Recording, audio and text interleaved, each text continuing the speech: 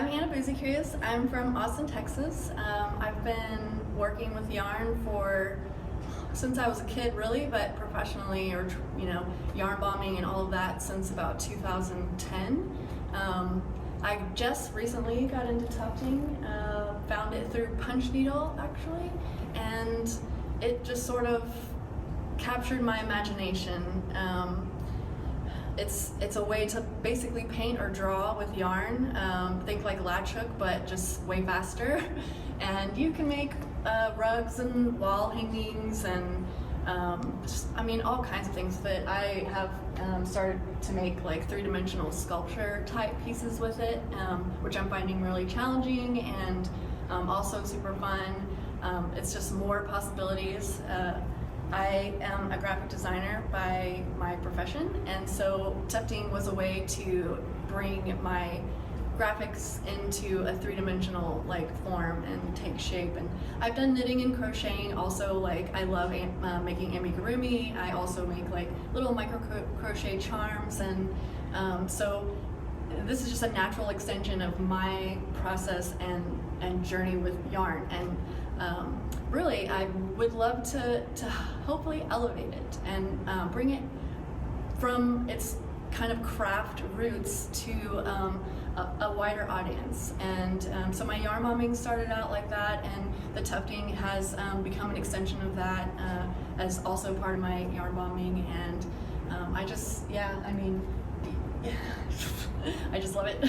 It's a lot of fun. It's really picked up. A lot of people are getting interested in it, and it's so awesome to see people kind of finding these new ways to use yarn and enjoy yarn without it being just knit or crochet or things that they kind of associate it with the older crowd. This is really something that I see a lot of young people getting into, and it's super exciting. I mean, obviously the possibilities are kind of limitless, so yeah. So the concept for So Cozy came about from me wondering if cats dream in color or black and white. And it's a really simple concept. It's nothing to be outrageous about, but I wanted it to be colorful and fun and accessible to anyone, all age ranges. I just wanted them to be kind of taken back and wowed and just overwhelmed by the color. And so Scratch here is my kitty cat, and Scratch is having a dream. His dream is about this awesome catnip that's his favorite, and his buddy planter here. And basically the wall pieces were made in 48 by 48 inch panels that I tufted on my tufting frame with my tufting gun. And I used a projector to line each piece up on the frame so that they came together pretty seamlessly on the walls. And so Scratch is dreaming about the catnip, and in his dreams he is having some psychedelic natures from the catnip, and out of the catnip comes these wonderful colorful cattails that are blowing through the room and through his dreams. And we come around to this wall, and his buddy over here is Marty. So Marty Mouse is a 7'4" marionette mouse that I created to be interactive when the space was going to be really interactive. Marty took me about 2 weeks to make, I guess, with tufting and seaming and putting all of the metal pieces in for them to work. So Marty hangs out with Scratch, and Scratch is his best buddy. And then we come over to here, and these are an extension of the cattails on the walls that come out, and they were, meant to be interactive. Also, can hug them and things like that before COVID took our touch away.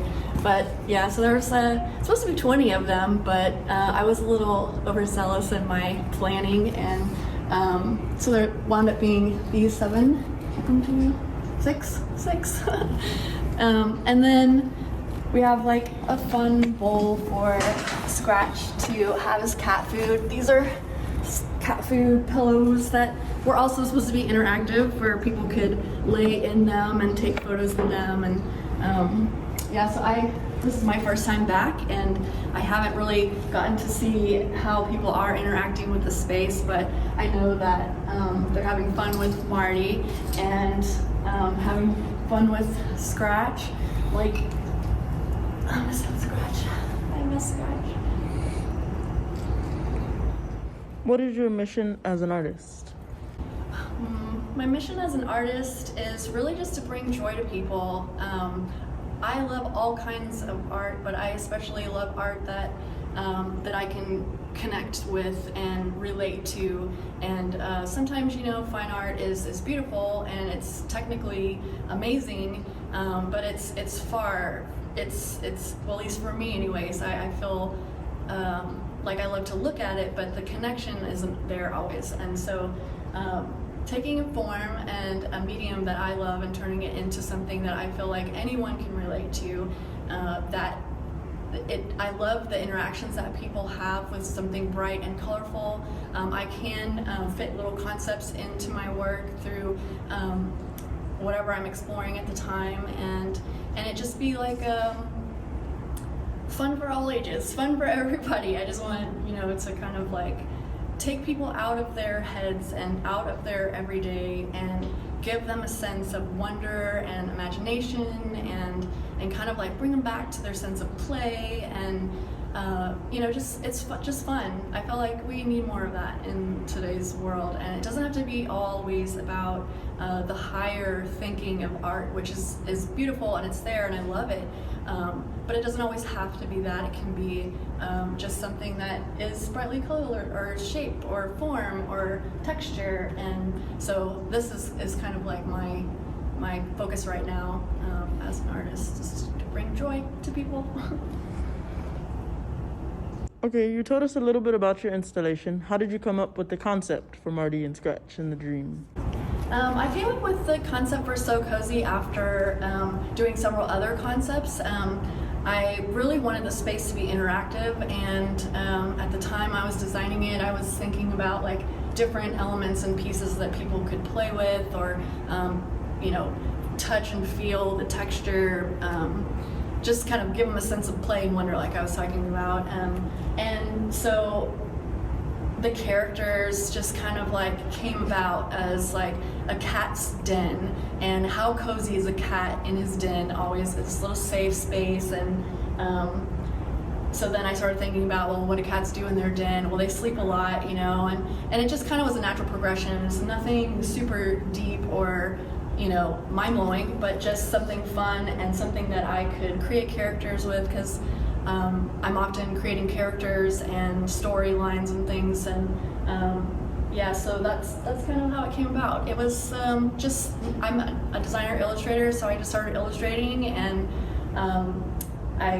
basically the whole room was illustrated in a two-dimensional panoramic 2D Illustrator kind of file, and then I just sort of eyeballed it for the size and shape of the animals. And you know, I was working with mediums that I had never worked with before, so it was kind of experimental, and the process was a lot more in depth than I could have anticipated, but it came together really well, and I'm really happy with I love Marty. I really miss Marty in my garage hanging out with me. Yeah. What were the biggest challenges in creating your install, and how did you overcome them? My biggest challenges in this install were definitely the scale and the time. I had just started tufting. I had really tufted only small rugs, you know, maybe like 36 inches by 24 inches was my largest one. I had my time estimate based on a square foot, and you know, it's just kind of like all I had to go with when I started. And then little by little, of course, as you start a project, you start realizing all of the things that you didn't even know were gonna be part of that whole journey. And it just, when I started to build Scratch, which I built Scratch in my garage, is about the size of a small car, and with wire hardware cloth and wire snips, and I snipped every little wire that I needed. And I mean, it grew and grew and grew into this like, oh, it was overwhelming towards the end. I have to say, I was really like, am I going to finish this? I started having to make, concessions on what I wanted to get done and what I was going to be able to get done, and then COVID happened, and it bought me like the time that I needed to finish. I don't know if I would have finished had that not happened. And so it was also very taxing, like the amount of time that it took me to do each one of these panels ranged from 4.5 hours to 10 hours.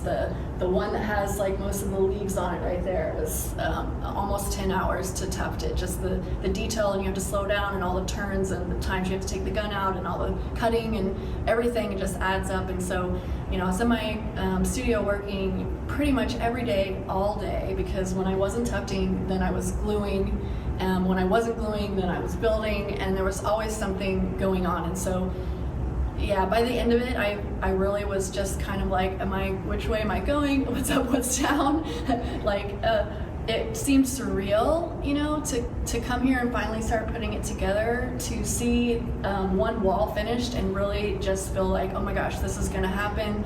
This finally is like coming to fruition. And then, like so many things happened over the months that I was finishing, that it was just really, it was overwhelming. I think the most challenging aspect was to maintain my sanity, maintain my health and my strength, so that I could continue to go and continue to work until it was done. But it was just way larger than my mind anticipated that it would be when I started. So I learned a lot, and I have so many new things I want to do based on what I learned from this process. And so that was exciting, and it kept me going and really motivated. And also to see and be a part of this amazing installation with all these awesome artists, it was just, it kind of like pumped me up and kept me going.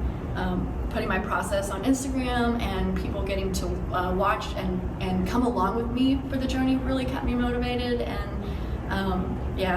just the time and the energy aspect of such a large install was my biggest challenge. Okay. What's been your favorite part of presenting this work to the public? My favorite part of presenting this work to the public has definitely been the pictures that I get to see when people tag me in their photos. So if you're taking pictures and you come here, tag me, because I love seeing them. I live in Austin, so I don't get to come very often, but getting to see people enjoying the install, enjoying the exhibits is really just why I do what I do, why I feel led to make things and use my talents to bring art to the world, out into the street, so that everyday people can interact with it, enjoy it. And it's presenting with all these other really awesome artists. I mean, London and Twinkie are long time, I'm a fangirl, long time of theirs, and so to be in an exhibit with them is really a dream come true. And they're awesome, just people like me, and we all just like, whatever, but I guess you always have like your people you look up to that do it well, and you want to do it well too. And that's been really an amazing experience. Sweet Tooth is an amazing venue and business, and everyone involved with it is so incredible. And it just was really a highlight of my life so far to be part of this, with everybody. What's next on the horizon for you? Next on my horizon is going to be my new fall-winter collection for my side hustle brand, HSR Textiles. I make punch needle and tufted jewelry and accessories, and I'm going to have some home goods this time. And so I'm really gearing up for that. I made some pieces to have up in the Sweet Tooth shop, some hoop earrings and some pop sockets, which are going to be one of my new products that I'll be offering. And a lot of new fun tufted and punch needle things coming at you. And anything else you'd like to share? Don't stand on the